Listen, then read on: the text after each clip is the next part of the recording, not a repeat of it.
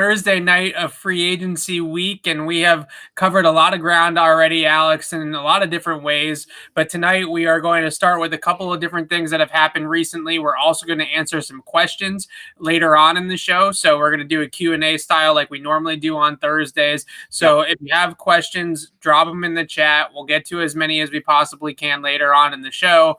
But Alex, we wanted to start with Kyle Van Noy returning to the Patriots on a 2-year deal. It's pretty telling that a lot of these Patriots, Van Noy, Ted Karris, coming back from Patriots South down there in Miami. I think it's pretty telling, though, that we're getting to the point now where guys like Chase Winovich, Josh Uche, Anthony Jennings, Bill Belichick clearly said that's not enough.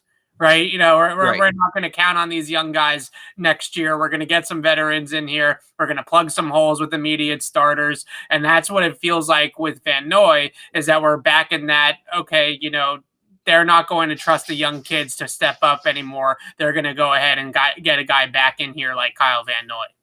Yeah, and I think we kind of talked about this on the offensive side of the ball on Tuesday with Hunter Henry and Jonnu Smith, but not only is Kyle Van Noy a good signing in the vacuum, he's a good player. Anytime you add good players, it's a good thing. Right. But, I mean, he makes the Matt Judon signing that much better because now, if teams want to pay a lot of attention to Matt Judon on one side, Kyle Van Noy is right there on the other, and Kyle Van Noy is not a guy you can ignore. Or maybe it allows them to move those guys around. Somebody floated on Twitter, maybe Kyle Van Noy plays a little bit of middle linebacker. Maybe they try Matthew Judon, who's become a good player against the run in the middle. Like they've given themselves more options now.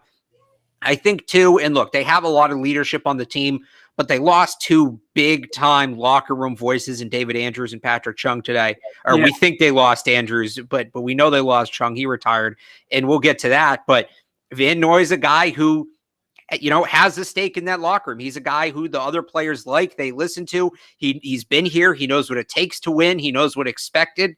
So the Kyle Van Noy, and they got him for no money. I don't remember what the exact details were, but it was – I think the total money, $13.5 million, I think it was, is a total value contract. Right. And he was supposed to get more than $13 million just this year from Miami. So they got him, it sucks that happened to him and he lost out on a ton of money, but they got him for great value. So that was a home run signing. The only way it could have been better is if it broke during our show instead of, 35 minutes after. I know, it happened right afterwards, and we kept on hinting at it because I had an inkling that Kyle Van Noy might be coming back. Yeah. And they kept on saying, maybe Kyle Van Noy, maybe Kyle Van Noy. I think what you like so much about him is not only on top of the fact that he had 4 years in the system already and then a year in Miami. So basically 5 years in the Patriots system, if you want to count Brian Flores as sort of an extension of the Patriots playbook down in Miami. But I think the thing that you like most about him is that his ability to play on the edge of the defense. Now they're going to have stout edge setters against the run on both sides. Van Noy on one side, Judon on the other side. You got 2 guys there that can really set the edge, that are athletic enough to prevent runs from getting outside of them and strong enough to hold up at the point of attack as well. Van Noy was also somebody that had a career high in 2019 and led the team in quarterback pressures with over 60 of them. So he can rush the passer a little bit. You know that he's going to thrive in your scheme. You know exactly how you're going to use the player. It's just a no-brainer to me. But I think the next shoe to drop, we can sit here and talk more about Kyle Van Noy. It makes all the sense in the world that the Patriots want to bring him back, right? I don't think that's any type of shock whatsoever. I think where the questions are for us and people like us that talk about this stuff for 2 hours every single night is, what do they do with Chase Winovich? What does this mean for Josh Uche and Anthony Jennings from last year's draft? Could Winovich, I think in particular, who's sort of in year 3, heading towards the second half of his rookie contract, could he be somebody that they try to dangle? Could they get a second round pick back for Chase Winovich and try to fill in some picks there? That's definitely something that we've talked about, of filling in that gap from 47 to 96, acquiring picks on day 2 of the draft to maybe make a move up for a quarterback. These are some of the assets that maybe they don't need anymore moving forward. I think that it's a little bit too early to give up on the rookies from last year, but I think they know what kind of player in their scheme Chase Winovich is, and he's probably a situational pass rusher with Judon and Kyle Van Noy back in the mix. And I think, too, just having him in the building, and Matthew Judon, this applies to him, too, having them there to work with Chase Winovich, with Josh Uche, with Anthony Jennings. I mean, that's going to make those guys better. We talked last year about how some of those guys, maybe not Uche, but, especially Jennings, I feel like a lot of people are writing Anthony Jennings off. He's a good player. It's an adjustment. Yeah. And we talked about those guys maybe not getting as much of a development window as they needed. They're going to get a chance now to really hone their game and focus on their craft and get used to the next level without the pressure of having to support the entire defense. Their play time is probably going to go down, not because they're bad, just it's going to be probably where it should be. They were probably playing more than they should have last year. So, it's just another reason why this is such a valuable signing. Yeah, I agree with that too. And the reason why I brought up Winovich as a potential trade candidate too is because I think Uche, if you're going to keep one of these guys as a sub rusher, it's Uche, yeah. Uche can do the same thing, right? And I think Uche can play a little bit more off the line of scrimmage too. So that's I think is something that you're going to see moving forward, is that Uche might be working out more at inside linebacker and also edge rusher as well. With Van Noy and Judon in the mix, he probably can play more if he can develop as an inside linebacker. Maybe that's a position and they can go like they did in 2019 at times and go true 3-4, right? Where they have actually real linebackers on the field. Well, some of the signings they've made, that kind of feels like they're trending towards that outside of the linebacker position. A guy like Godshaw, the kid they added today, who I don't think is a roster lock, but he's, another one of these big body linemen. It certainly feels like they're trending towards that. Yeah, exactly. And I think the last point that I just want to make with Kyle Van Noy is one that you made up in your opening kind of thought on him. He was a guy that everybody gravitated towards in that locker room and had a lot of love from people in that locker room, and had a lot of young guys looking up to him as somebody that they could sort of emulate and sort of understand the playbook through. And I know there is some people at your station in particular, Alex, sorry to call them out, but that think Kyle Van Noy is a little bit too big for his bridges, right? And he talks a little bit too much, and he's a little bit too high on himself and all that kind of stuff. Talking to him, I never really took it that way. Sounds like your dog doesn't like Kyle Van Noy either. It sounds like Atlas isn't a big Kyle Van Noy. The little guy is. We're trying a new thing tonight. He doesn't like it when I come in here and do the show. He feels like I've left him, right? So we're leaving the door open tonight to let him come in here and say hi to Dad when he feels lonely. So. Or we'll see how it goes. But yeah, the barking, he's a cutie though. No one cares. Well, he wasn't barking until you mentioned that Kyle Van Noy's maybe a little full of himself, and it sounds like maybe he's agreeing. So that's true. But back to Kyle Van Noy, I think that what we're seeing with him is that he absorbs a lot of confidence, right? And whether that sometimes comes off as cocky to some people in the media or not, this is a guy that had a lot of confidence out there in 2019. He knew he was a good player that season. He knew he was having a good year. He was feeling himself a little bit. And I think that when you get into some of these players in the NFL and you're in the locker room, you understand that in order to be successful in this league, you do have to have that edge to you a little bit. You do have to have that kind of confidence to you a little bit, because when you're not confident, then you don't play well. So I think that's a big element of it as well. I just wanted to throw that out there too. All right, let's move on to Patrick Chung announcing his retirement from the NFL. So Patrick Chung, after 11 seasons in the league, 10 seasons with the Patriots, 3-time Super Bowl champion. I think my first question before we get into the impact about Patrick Chung on the field for the Patriots moving forward, is Patrick Chung a Patriots Hall of Famer, yes or no?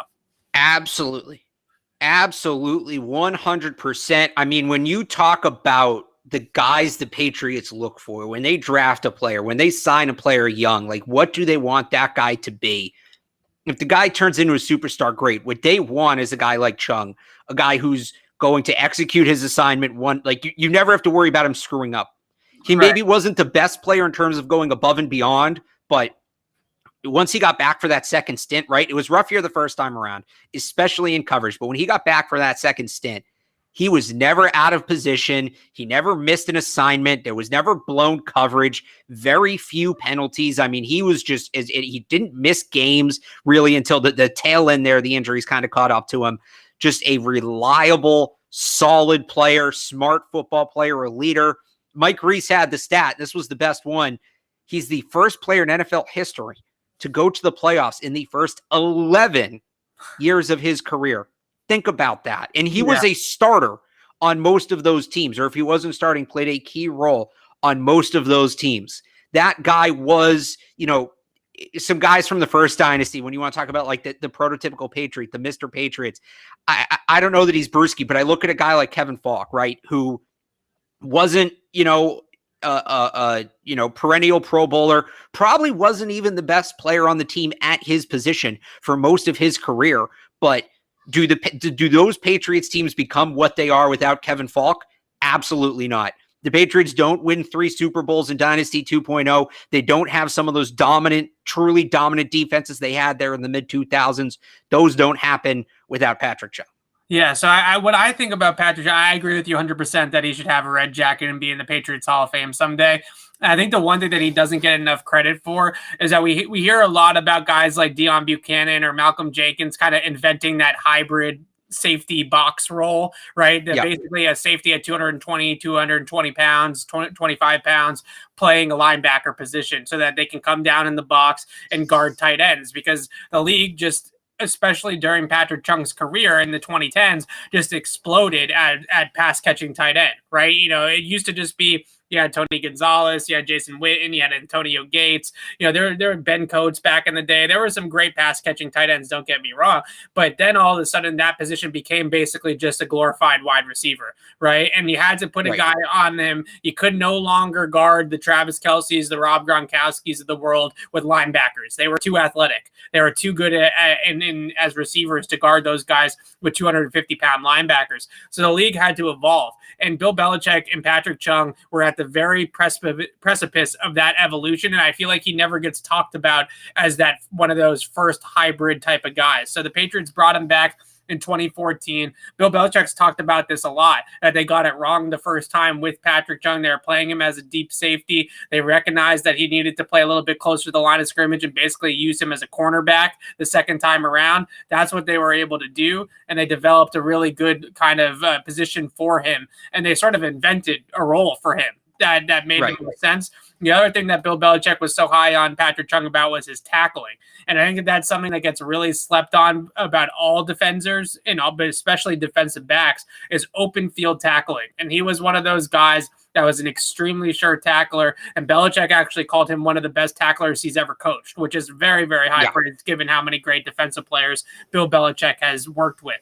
But with all that said, we love Patrick Chung. Great career for the Patriots. Very deserving guy to be in the Patriots Hall of Fame someday. One more thing that we should add, because it would be wrong not to add it.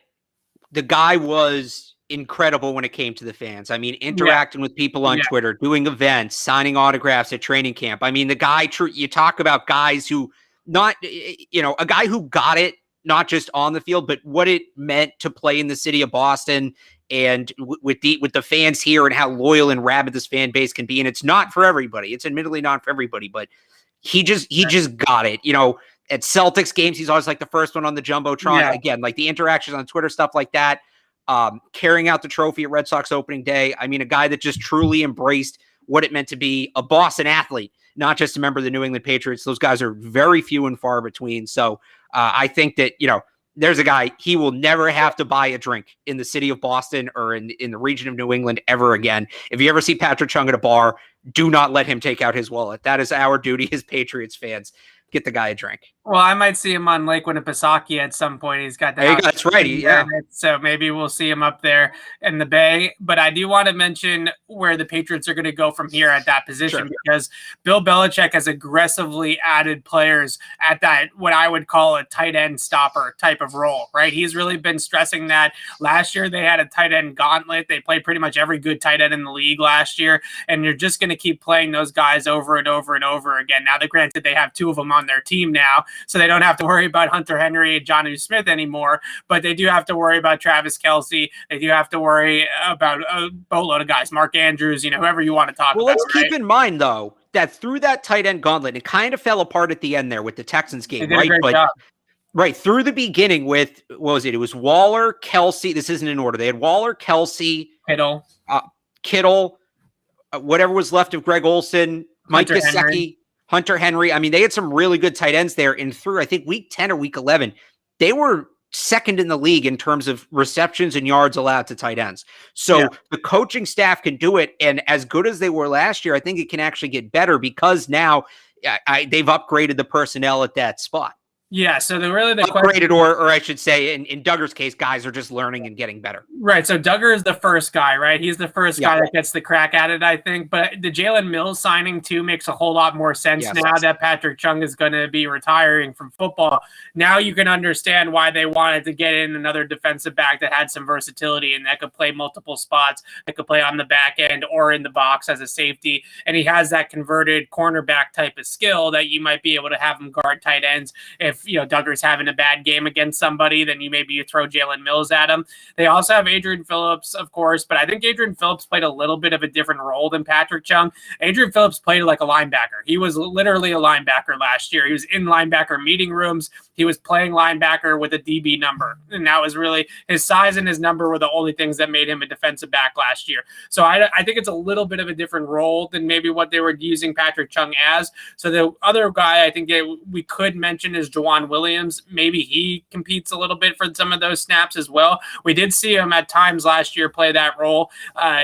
Week 1, Mike Gesicki, he shut down Mike Gesicki pretty good. He never played again because they wanted to get Duggar, in the mix a little bit. But Juwan Williams has had opportunities there as well. So between Mills, Duggar, Juwan Williams, Adrian Phillips, as much as we love Patrick Chung and think that he was a great Patriot, they're pretty good at that spot, I would say, moving forward.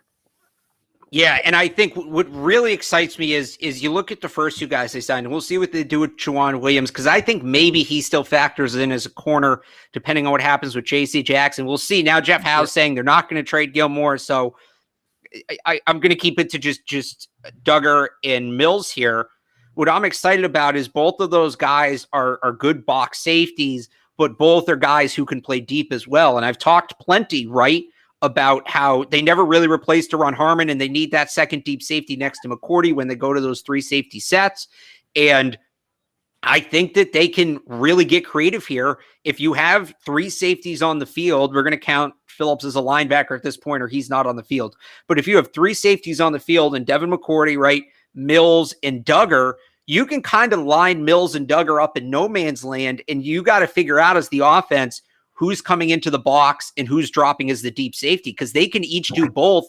And they're both really smart players too. They're not just good, they're smart. And you need that when you're doing when you're asked to do a variety of roles. And I think just kind of those 2 guys going back and forth will get really, really interesting in how they deploy those 2 guys between the box and the back end. Yeah, this is all of a sudden they have so much depth in the front 7 that you just don't really know how they're going to mix and match everybody, right? I mean, last year was such a barren position, especially linebacker. Now all of a sudden you have all these guys that they can throw at this problem. So that's a good thing for Bill Belichick and the Patriots. And I think moving forward, we also need to talk about the kicker position, Alex. Nick Folk coming back.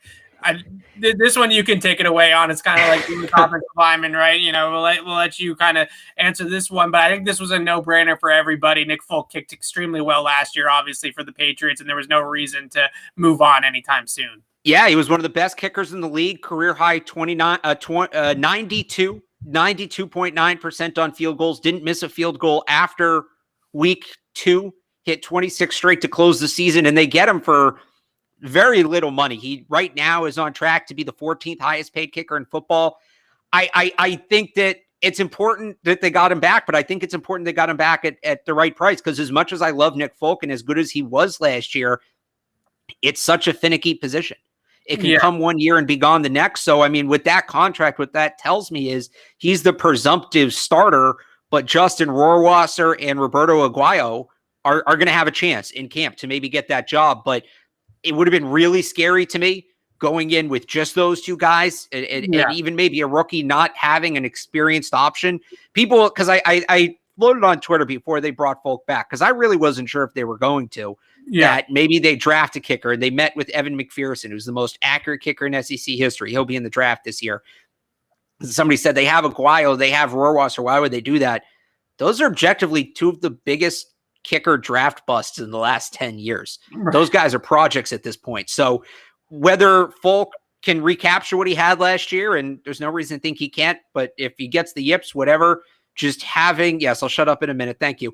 Just having an experienced veteran, a guy who knows what he's doing, a guy who you believe you can rely on, I think is very important as they go into training camp here. So it's just Matthew Slater now. They got Bethel re-signed. They got Cody Davis re-signed. Jake Bailey's obviously under contract. We're waiting on Matthew Slater, whether or not he's going to retire. Yeah, that I hope Matthew Slater doesn't retire. I guess we're still waiting on that one. That's true.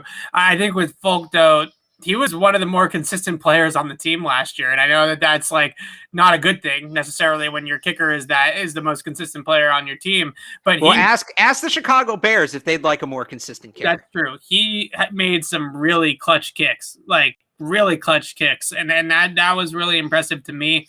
Was not just the accuracy and the consistency, but the cojones to make some of those kicks late in games. I know that the Patriots weren't necessarily playing in the playoffs or in the Super Bowl, and the stakes might not have been extremely high to make some of those kicks, but still, those are game winners, walk off the field type of kicks, and he was able to make them. But I think the point that you made about how inconsistent kickers can be year to year, they're kind of like relievers in baseball, right? Like one year they're shut down, the next year they're looking for a new job. I think that we can see Nick Folk being able to hold down that position for one more year. I'm not too worried that he's going to fluctuate all that much. Am I crazy to think Roberto Aguayo might be the long-term best play long-term over Justin Rohrwasser? Because I kind of feel like if either one of those guys is going to figure it out, I kind of feel like it might be Roberto Aguayo.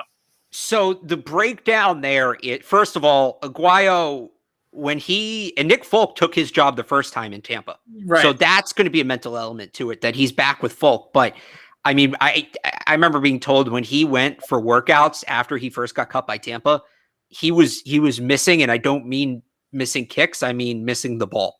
Yeah. Swinging and missing. He was his last job before Patriots practice squad kicker was PGA Tour intern. This is a guy who's come, you're talking, he's the Daniel Bard of the National Football League right now, a guy who went all the way to the bottom.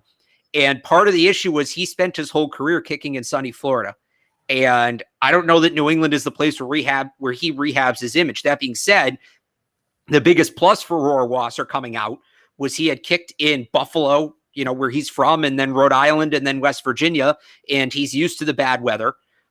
That's his biggest plus. So Aguayo has more natural ability. I don't know if New England's the place to tap into it. He could have a really strong summer and then fall apart by November. So we'll see if he's the long-term. So are you saying he's a better long-term option than Rohrwasser, or you think he's the long-term plan? I think he's I think there are better odds that Roberto Aguayo figures it out than Justin Rohrwasser. Okay. I will agree with that. I think for Bill, it's more of a pet project. I think that the guy after Folk realistically isn't on the roster right now. I don't think they draft a kicker this year, or I wouldn't expect them to. They still might, but I wouldn't expect them to look at Aguayo and say we have the next guy in the building.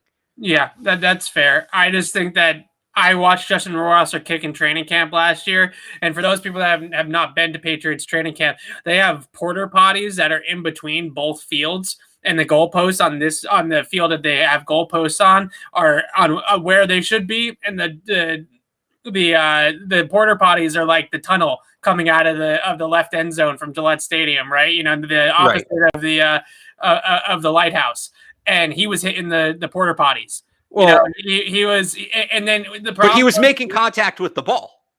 He was making contact, but the problem is that one kick was hitting the porter potties over here, and the other pick was in the parking lot over there, right? So he averaged a made kick then.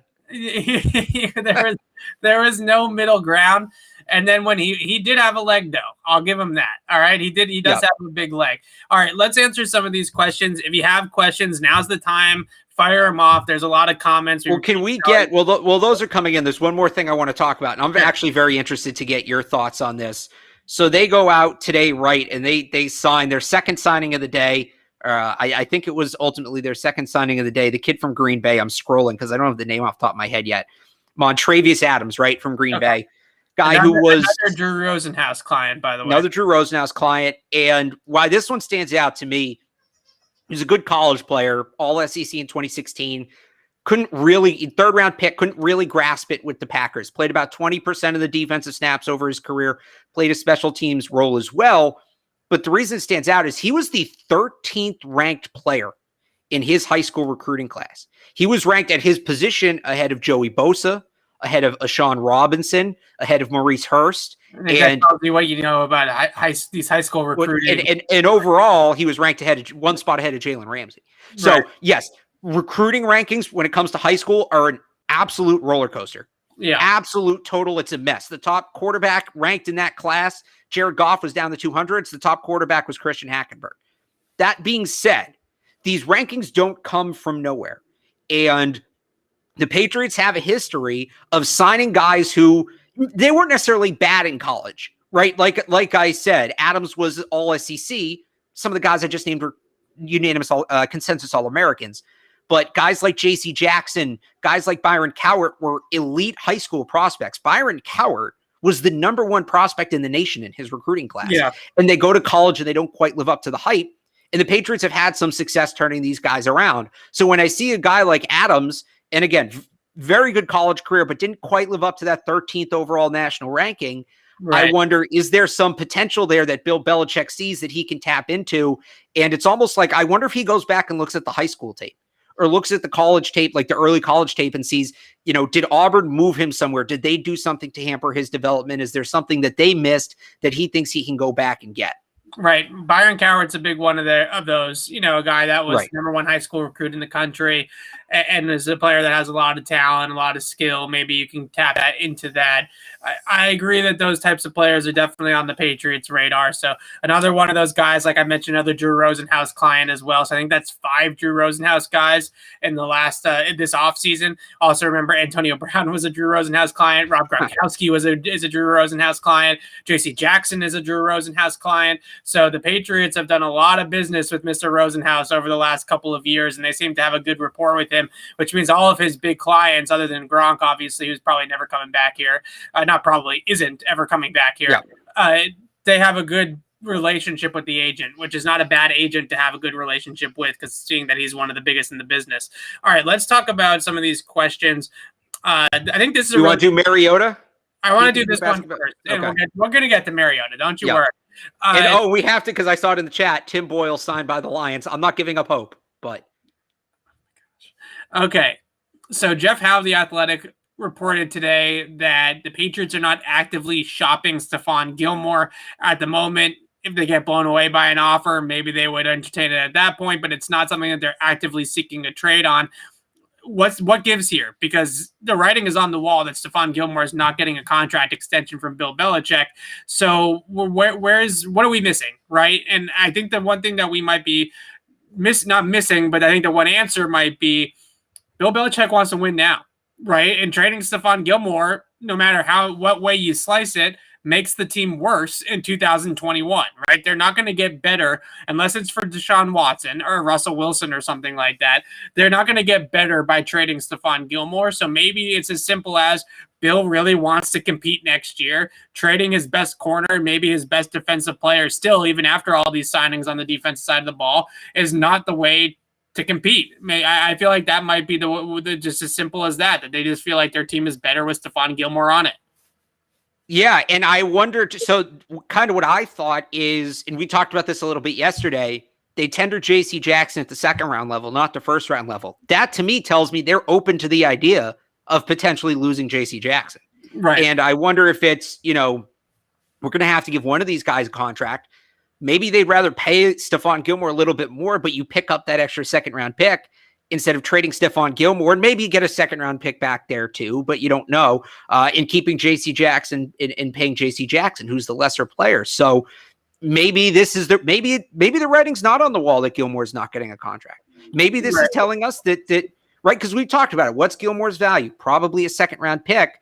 Would you rather have not trade, have Stephon Gilmore in a second round pick where he's being paid slightly more, or J.C. Jackson in a second round pick where he's being paid slightly less? Maybe they're leaning towards option A, and that's what this is.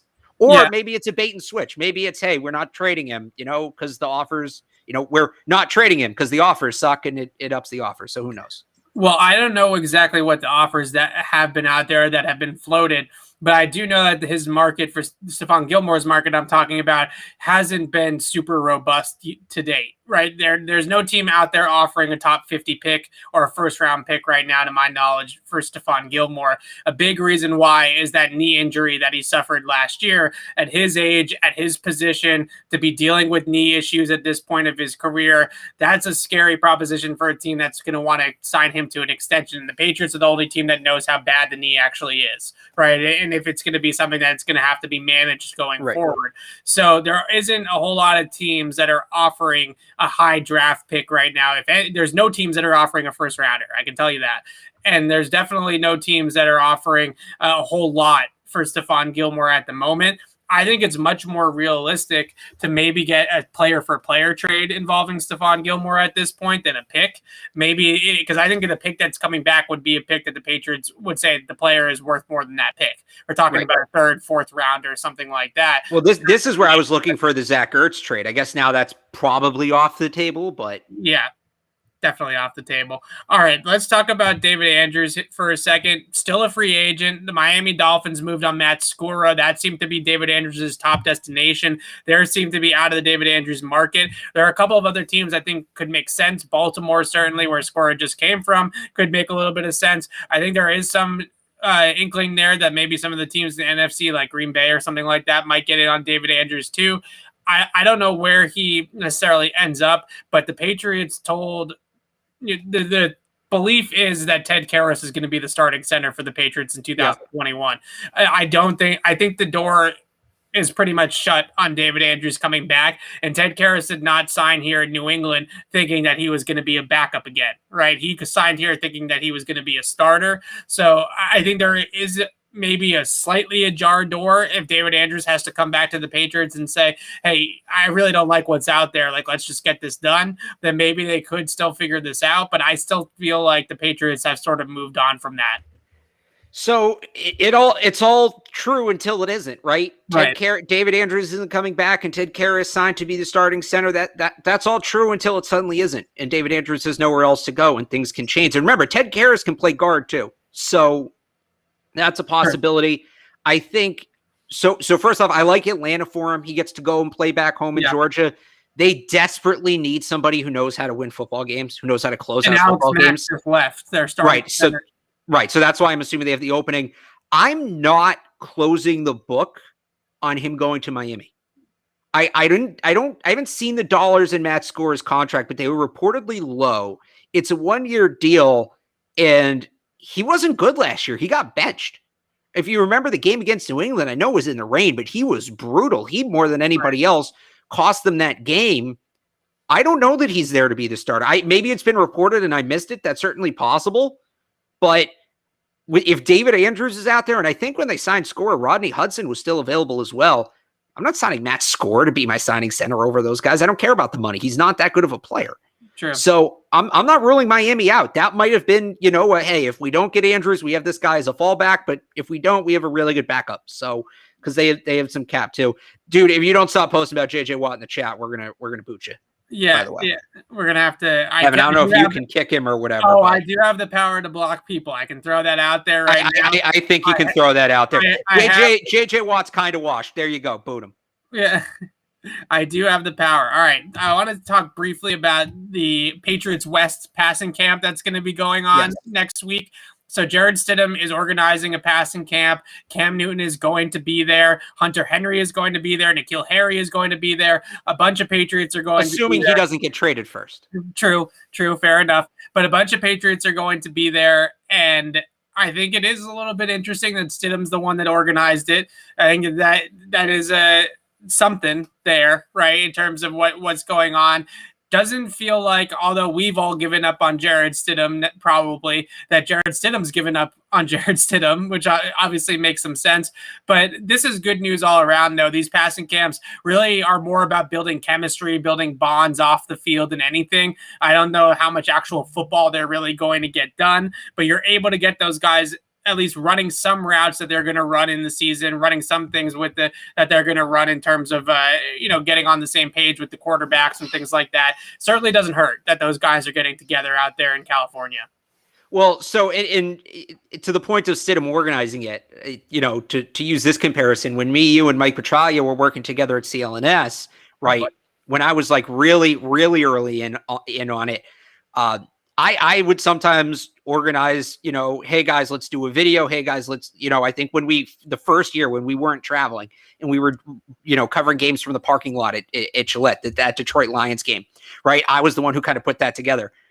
Were people tuning in to see me? No, they were tuning in to see you and Trags. It was very clearly nobody knew who I was at the time. Not that anybody knows now, but really nobody knew who I was at the time.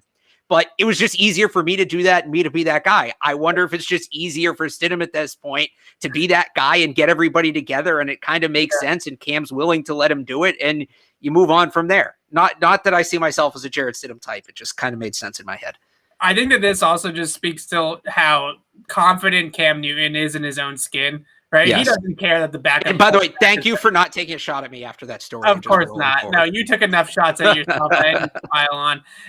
Cam doesn't care, right? He doesn't care if Jarrett Stidham is the one organizing the camp. He's going to show up. He's going to be there. My understanding is that Cam is also going to try to organize something down in the Atlanta area over the summer, which is where Cam is from and where he trains most of the time, with some of the pass catchers as well. So this is throwing camp number one, I would say, for the Patriots this offseason. I think there will be another one, too, maybe closer to training camp in sometime in July. So I'd be on the lookout for that as well. But just I love these types of things. I eat it up. I'm not going to lie. Well, I think it's great that they want to get together and throw the ball around, even if it's nothing formal, just to be together, build that chemistry, build that camaraderie. It's important. And just because somebody asked, Trags is back in Cincinnati now working there. My biggest question about this camp, or one of my big questions about this camp, I'm curious to see if Julian Edelman is going to be there. Yeah. And because how's his knee? This is where he normally works out. He's from California. He normally works out there in the summer. I wonder if he's going to be there and what part he'll take. Because I think, the report was the Patriots still aren't totally sure what his condition is. And maybe this is a good way for them unofficially to kind of check up on it and see where he's at. And he'll be out there working with guys who are fully healthy. Absolutely. All right, let's move on to. You want to do a quick Philip Lindsay here?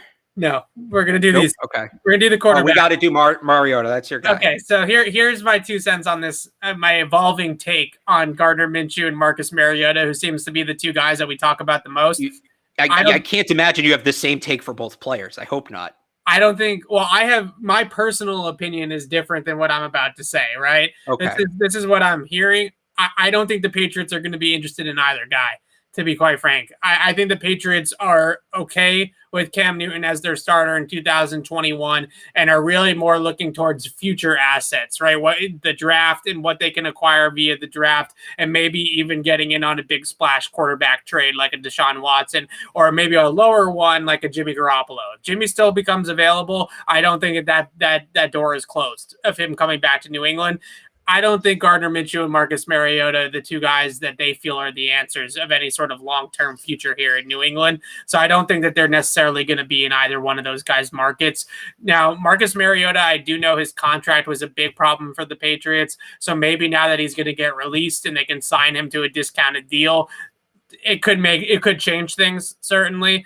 But I don't think that they see either one of those guys as a long-term plan. So they're kind of more in the boat of let's continue down this bridge with Cam Newton and let's get to the other side with somebody that we feel a lot better about as a future starter. Yeah, I don't think I disagree with any of that. I think I don't think Minshew's in play. I think that Mariota's only in play, like you said, if he gets released. If that's the case, he's a better bridge than Cam. I think he's an upgrade over Cam slightly, but I think he's a little bit of an upgrade over Cam. And you at least get a position battle there at quarterback. So if they want to go with 3 guys, if they want to go with, Cam and Mariota and a rookie, that's a possibility. But because Benjamin Albright said, I think it was Benjamin Albright said today that they did at least call on Marcus Mariota at some point. But I'm not holding my breath on either of those guys. I think it's Jimmy. I think we're waiting to see what happens with Jimmy if he shakes free. And then if you want to get nuts, I don't think, and we're not going to get into the situation, but I just don't think Deshaun Watson is on any team's radar right now. The NFL start opening an investigation officially. So I think that whole thing, Patriots or any other team that's supposedly on him, I think that's all going to kind of go on pause for a little bit here. Yeah, and that is a crazy situation. I just feel like with the Patriots and Marcus Mariota, they kind of feel like he's in between, right? He's not the future starter for the next 5 to 10 years. He's not a bridge because he's probably going to make a little bit too much money to be a bridge, right? So it's even in free agency, you think? Even if it's free agency? Well, I think now, I guess in free agency, a lot of things change, right? Because so again, like I think he's in play only through free agency if the dollar amount is right. Sure. All right, let's. I wanted to talk about Philip Lindsay. Yeah, their comments are coming in fast, so I'm just trying to. We got smart viewers. They know this is a guy that I think makes some sense, and they still need. It's been all week. They got the kicker taken care of before the pass catching running back, but they still need that guy. It could be James White, but they still need that guy. So the question is who do we like as that guy? Is there anybody that we feel really strongly about? I hadn't really necessarily thought about Philip Lindsay as an option until now because Philip Lindsay wasn't. I didn't think that the Broncos and Philip Lindsay were going to part ways the way that they have. But with that being said, I think that they should be interested in a guy like Philip Lindsay. And I would definitely entertain bringing him in here because he is, to me, a change of pace back. He's somebody that can catch the ball a little bit. He can get out in the open field and be explosive and be elusive with the ball in his hands. I think he is a fit. I think he is somebody that they should kick the tires on. I would much rather, we talked about this yesterday, I would much rather than bring in a guy like Philip Lindsay that is that change of pace from Sony Michel and Damian Harris than bring in Chris Carson or Leonard Fournette or somebody like that that's more of a retread and more of the same thing. So if they're going to have to bring in another running back, because it seems like Bill Belichick is insistent on signing another running back at some point. It's not Belichick insistent. They need to do it. It's team construction. Oh, my gosh. Okay. Who are they throwing the ball to out of the backfield right now? They're insistent on doing it. I'm sticking to that.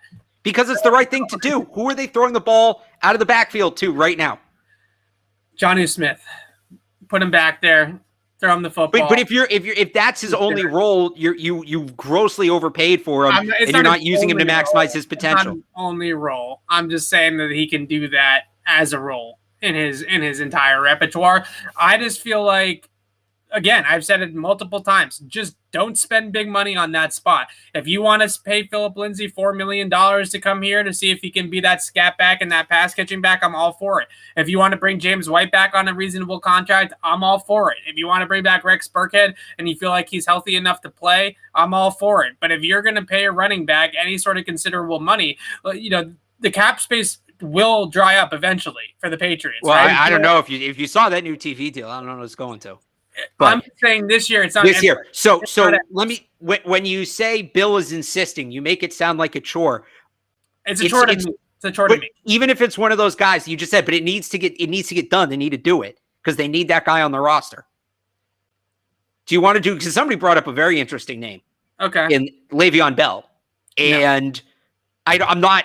I'm just kidding. They actually did kick the tires on Le'Veon Bell last year. Right. They called on him last year when he got traded or he got cut, right? He got cut last year. They sure did. They were very interested. For whatever reason, the Patriots have been interested in every single running back that's hit the open market. They were interested in Leonard Fournette last year before he signed with Tampa Bay. I would actually say the Patriots were finished second to Tampa Bay for Leonard Fournette. He almost signed here in New England. Yep. And they ended up getting beat out by Tampa Bay at the last second. So it's not my preference for them to go out and spend on running backs, but they have been wanting a running back for a while now. So just to bring it back to Bell, because he can be that pass catching back, and he probably at his age needs a more limited role.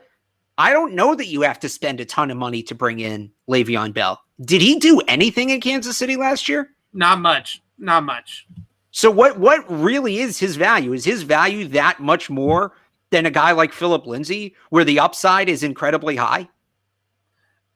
I think that Philip Lindsay is younger, so I like that element of it, right? And I like the element of Philip Lindsay a little bit more about what he could do in a committee, right? I don't know. Le'Veon Bell is, I think, the type of guy to be truly successful because he is not necessarily a 20-plus yard gainer type of back, right? But I'm saying if you just threw him in like a Rex Burkhead kind of role. Sure. I think that he would play really well in that role. But I feel like Philip Lindsay's ceiling is definitely a little bit higher in that position. Okay. I don't entirely disagree with that.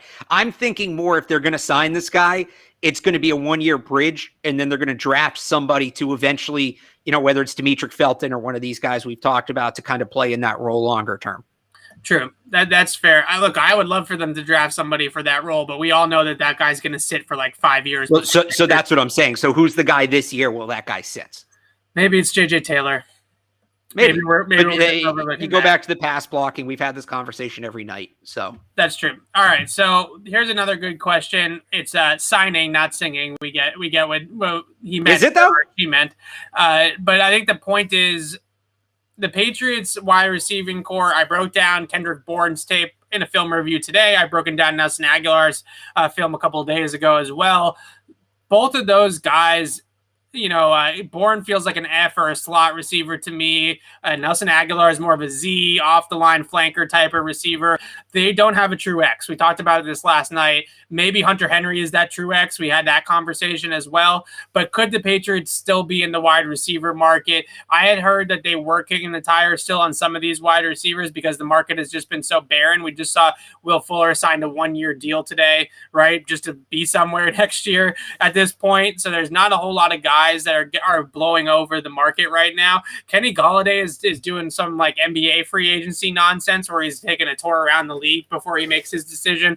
That kind of speaks to there's not a great fit for him contract wise and team wise because he didn't really want to go to a New England disciple, and the Giants have the best offer on the table. So he actually said that I need to come and talk to Joe Judge in person and get that done before I sign there. So the market's a little bit dry. Juju Smith-Schuster is another guy that's still a free agent. He's not a true X to me, but he's also a big name that's still out there. Well, what do you see? Do you think they're done at that position? And we can throw the draft in there as well. Are they completely done at that position? And do you feel good about their group if they are? I mean, I'd like to see them add somebody else just for depth. I don't know, because like you mentioned, you have Agholor, you have Bourne, you have Myers, and I feel like I'm missing somebody. Am I not? Outside of N'Keal, am I missing somebody, or is that? I mean, that's your NFL. Yeah, so that's your. I mean, maybe they bring Damiere Byrd back, but right. That's your NFL wide receiver caliber wide receivers. If they don't trade N'Keal Harry, I mean, he's a fine fourth, but I think it's better asset management. You trade him, you get something for him, and you can bring somebody in on short money to fill that role. We talked last night about potentially going out and getting a veteran X as kind of a voice in the locker room, a teacher. AJ Green would have been perfect. He's obviously off the board. I think Deshaun Jackson would be a very interesting name, although it's been reported that they're not interested in him. Brashad Perryman, unfortunately, went off the board today. That's my guy. He's going to Detroit. Yep. So there's got to be somebody out there. Maybe it's a player-for-player trade with N'Keal. We've talked about other guys that could potentially be traded. Isaiah Wynn, Sony Michel. Maybe it's something there. So we'll see what they do with that. I think if they go in the draft, I don't think it's a big body X receiver in the draft. I think they've swung and missed on those guys enough. I think you're looking at, because they didn't sign Curtis Samuel. We talked about last night why they didn't, and there are some good reasons for them passing on Curtis Samuel. But I do think they want a guy like that in the system, a guy like that who they can work with and grow. And maybe when Jonnu's deal is up, if they move on from him, who can break out. So whether that's Kadarius Toney, whether that's Jalen Darden, whoever, I do think they go receiver in the draft, but it's more of that wild card wide receiver. So you didn't even mention Amari Rodgers. Come on, that right, Amari Rodgers could be that guy too. You're right. Golden Tate. If we're talking about like the veteran, we know they've been interested in Golden Tate before. Yep. Was it 2 years ago they got outbid for him?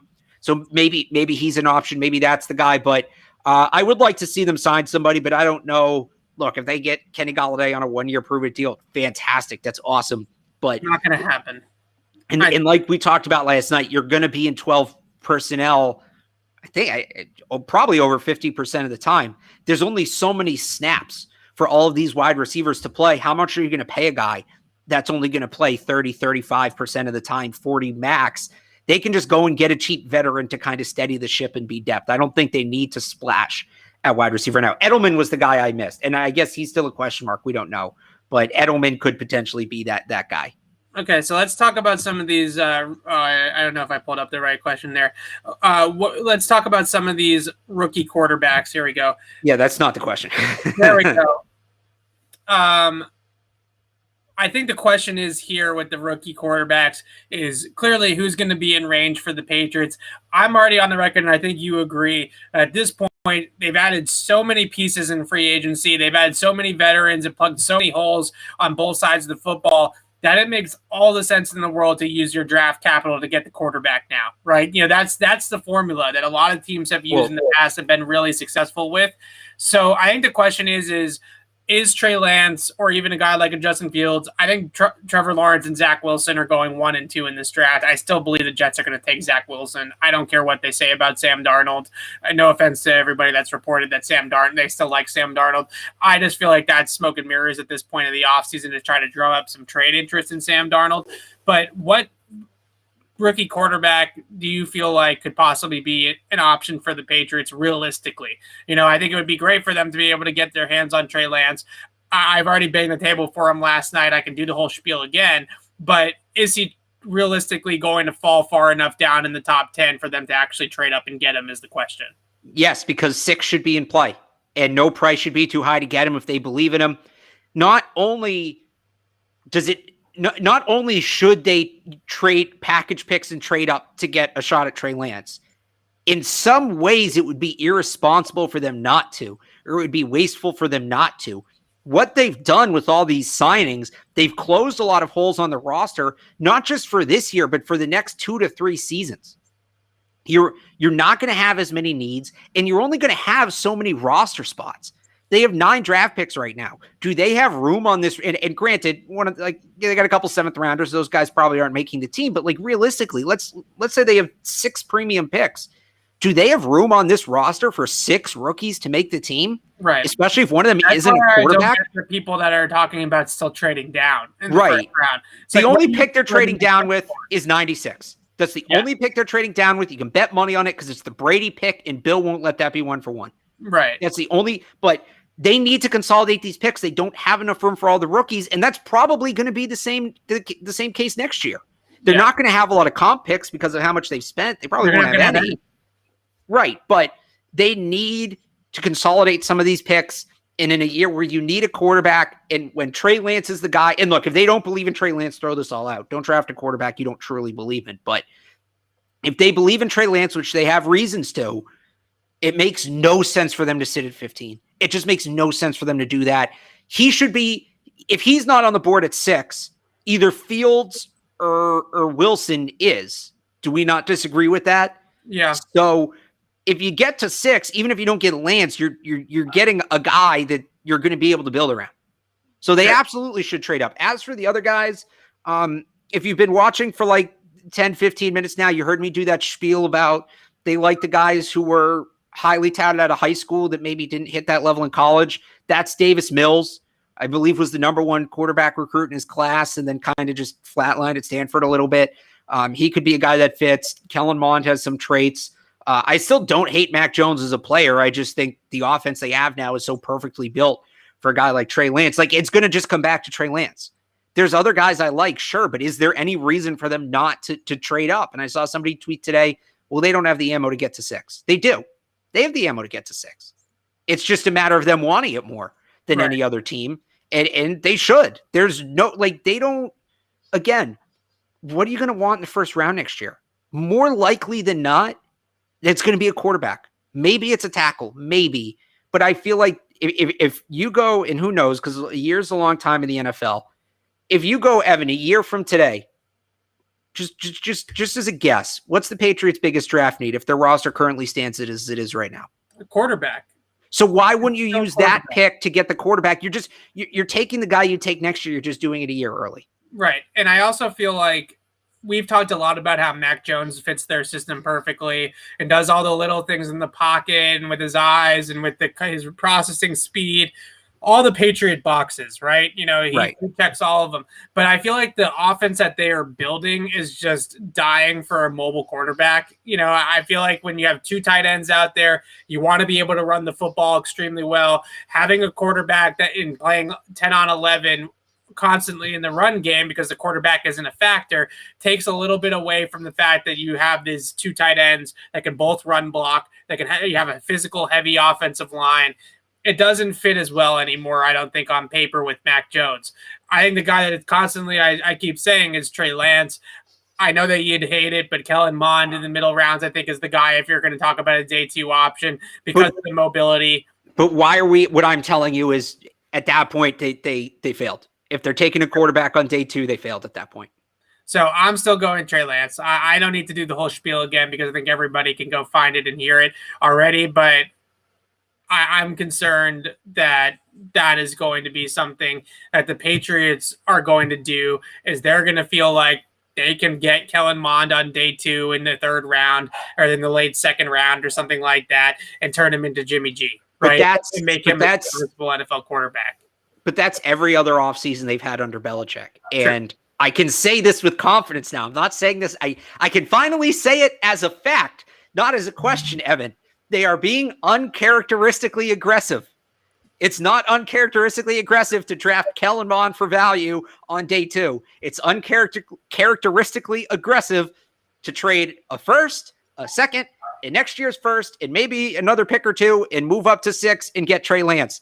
That fits the pattern that they've been building all offseason, and I'm going to stick with the pattern. So, if they're going to do it, then Trey Lance is the guy to me. Mobility, arm talent, very young player still that had a lot of really good things about him in his tape in 2019. Fantastic ability to throw the football down the field from all platforms, from all angles. Top of all of that, the platform, the footwork, the timing, the rhythm, the understanding of the scheme and what he's actually asking him to do. All of those things he did extremely well at North Dakota State at only 19 years old. This guy at 24, 25 years old, even this guy with 1 year behind Cam Newton, who is a great mentor for somebody like a Trey Lance, he's going to be a really good quarterback for a long time in this league at some point. And that, by the way, is part of why, like, I was a huge, you remember some of the arguments we had. I was a huge Mac Jones guy. And part of the reason I've moved on from that, and I still really like Mac Jones as a player, but when it comes to the Patriots, right, I liked Mac Jones before they made all these moves because he was the high floor guy. The ceiling wasn't high, but the floor was high, and it just felt like they need some stability. What better position to get stability at than quarterback? Go get the guy who's not going to be a superstar, but is a sure thing. Well, now they have stability. They added it at every position but quarterback. So that's why I'm changing. And now it's like, well, okay, they're going to be decent now. They got the stability. Now you go upside. The Trey Lance pick is all upside. That's what that pick is. So that's where and that's why he kind of jumps over Mac Jones for me. Right. And I think that's why they have such a great setup for it, because they have Cam already under contract. Right. So if they have to sit Trey Lance down for a year, the same way that they did with Patrick Mahomes in Kansas City, for example, they have that luxury to do that with Cam here, and they still don't have to. They can build the same offense that they're going to eventually turn over to Trey Lance with Cam Newton as the starting quarterback, because Trey Lance can operate in the Patriots style offense in a timing and rhythm based scheme, or in a quick game passing scheme, or in an under center play action passing scheme. And he can also do the Cam Newton stuff, right? He can run the football himself. He can do the read options, the RPOs, the whole package, right? So he checks a whole lot of boxes. There's one more question that there's some people that still are of the belief that the Patriots could make another splash at wide receiver. Allen Robinson is clearly disgruntled in Chicago. He's not going to – I can't see him staying there in Chicago beyond off season. But I think the question is if you're trading a pick for Allen Robinson, you're certainly not trading 15 for Allen Robinson, because I still think you need to use that on a quarterback, regardless of who it is, whether it's Mac Jones or Trey Lance or whatever. So what are you actually willing to give up for Allen Robinson? And remember, it's got to be a pretty good pick, because the Bears are going to eventually get something for him, right? So it's going to maybe, would you give up, because I think we're both out on giving up 15 for Allen Robinson, correct? Yeah, but I think that's the problem, is that you need 15 to get him. So you don't think they can get Allen Robinson for 47? No, because somebody's going to offer back of the round first. One of these contenders will try to go like the super team route. People have talked about the Packers maybe getting aggressive and adding a wide receiver to kind of capitalize on Rodgers' window. I just think you need, and you probably need 47 to move up and get Trey Lance too. So, I'm not going to rule anything out, because it's the Bears and they're dumb. And Andy Dalton is their starter, like, willingly. Right. That didn't happen by accident. They woke up and chose Andy Dalton. Allen Robinson's not going to want to stay there because Andy Dalton. I don't fault him for wanting his way out, but what I'm saying is maybe you can just fleece the Bears because they're dumb and give them like a 4th round pick. But I mean, that you can't do. The one thing I'd wonder naturally is, can you maybe work Stephon Gilmore, JC Jackson, whichever one you're willing to move on from? Because the Bears still seem like they think they can win now. Yeah. And maybe if they trade Allen Robinson, that changes that. But they still seem to think they're contenders. So maybe you can convince them to take one of your corners and do something like that, which I would do, by the way. If you keep the other one, right? Let's say they keep JC Jackson, Gilmore, and like a day 3 pick, 2 day 3 picks for Allen Robinson. The Bears would have to be kind of dumb to do it, but I don't think it's improbable. If they want an NFL-ready player, nobody's going to be able to top that offer. Picks will top it. But if their goal is NFL-ready talent, nobody will be able to top Gilmore, and you're getting rid of him anyway. So if I'm the Patriots, that's the route I'm exploring when it comes to Allen Robinson. So the reason why I even brought up Allen Robinson, because I think the Patriots are most likely out of this type of market at wide receiver, a guy that they're going to have to pay $15+ million to. I think this is actually why they went the tight end route, is because they didn't want to pay a wide receiver that kind of money. So they ended up just giving $12 million to 2 tight ends instead. But just throwing it out there, because we talked about earlier, they don't necessarily have a true X, right? They don't have that guy on the outside, unless you're going to count Hunter Henry as their X receiver. They don't necessarily have that. And Allen Robinson is that in a nutshell. Actually, hang on. Can I make this conversation a little more interesting? Sure. And I saw some people in the chat say this, so credit to you guys. The Bears cut Kyle Fuller. They did. So, okay, so maybe that Gilmore thing isn't as crazy as I thought it was. And I'm not saying you're disconnected again, Evan. I'm not saying that he's going to have to dip out. I'm not saying that, the Patriots should give up on Gilmore. If they want to keep him, they should keep him. He's a really good player. The point is being, if they are going to trade him, if that's what it comes to, if they can't get an extension, if he's going to hold out, Allen Robinson's a pretty good consolation prize if you can't keep Stephon Gilmore. So the reason people are giving up on him, so to speak, is he's on the last year of his deal. He's going to want a new contract. The Patriots, just where they are right now in terms of building their roster, aren't exactly in a spot to pay a cornerback who's 30 years old, what Stephon Gilmore is going to want, and you get something for him instead of him holding out, you getting nothing. That is so it's not giving up. That's just the reality of the situation with Stephon Gilmore. So I think I'm back now. Or should be. You are back, yes. So I still think if they're going to make a big play for an X receiver, Allen Robinson fits the bill. If they want to go in that direction, fine. It would take up most of the rest of their cap space, even if they structure the deal strategically to make sure his year 1 cap hit is not very high. But I think ultimately that would that'd be crazy, right? If they can get Allen Robinson here with Hunter Henry and Jonnu Smith and Nelson Agholor and the guys that they've already added, now we're talking about one of the best offenses in the league in terms of receiver talent, at least on paper. I just don't know if the Patriots are interested in that part of the market at wide receiver, because they didn't chase any of those guys that are going to be expensive. They paid Nelson Agholor $11 million for the first season, $7 million cap hit. They were in that market at wide receiver. It was a little bit more of the same for that spot. Tight end is where they ended up overpaying, or at least paying the top dollar for. So I don't think that the wide receiver position is going to be a spot they're going to spend on. But if Allen Robinson does shake free and he does want to come to New England, you can talk me into it, certainly on the field. It'd be a great fit, and it'd be a great just guy to have on your football team.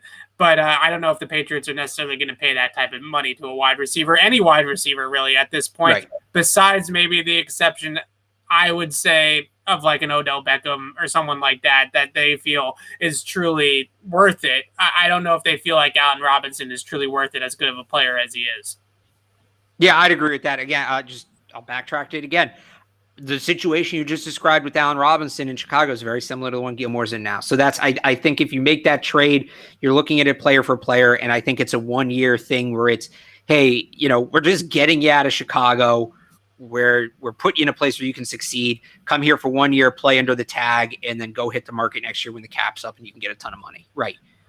That sounds good to me. All right, so that does it for us. Yeah, we only got one more, Evan. Don't let your brain collapse. We got one more tomorrow, and then next Monday will be the first time in like 8-9 weekdays that we haven't done a show. I know. That's The people are loving it, though, and we really appreciate the love. We really do, yeah, from everybody. So we are going to continue to do these shows because you guys continue to show out to watch them. So we'll continue to do them moving forward as well. We obviously still did them on Tuesdays and Thursdays and non-free agency times, but maybe we'll start to pick it up and do them a couple more days a week as well in the future if we have the news and we have the information to go out there and talk about it with you guys. We appreciate all the questions tonight. We'll be back on again tomorrow night, same time, same place, to do one last free agency show, and then we're going to sort of turn the page, I think, unless they make another big move, to the draft. I would say, go ahead. Maybe Thursday, live mock draft. Mock draft, maybe. Let's tease it. Maybe. We'll see. You got to let us know on Twitter if you want it. So I think the live mock draft is definitely in play on Thursday next week. We're going to get into that. We're going to talk a lot about quarterbacks, I'm sure, then again, too. So we will be back tomorrow night, same time, same place, like I said, to do one more free agency show. Then we're going to probably turn the page to the mock drafts and to the draft in general. But until then, signing off for Alex Barth, I'm Evan Lazar. Thanks for watching, everybody.